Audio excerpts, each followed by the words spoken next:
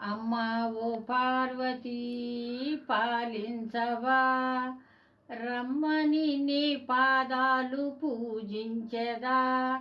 Adi Parashakti నీవేనమ్మా, Bezawada Durgamma నీవేనమ్మా.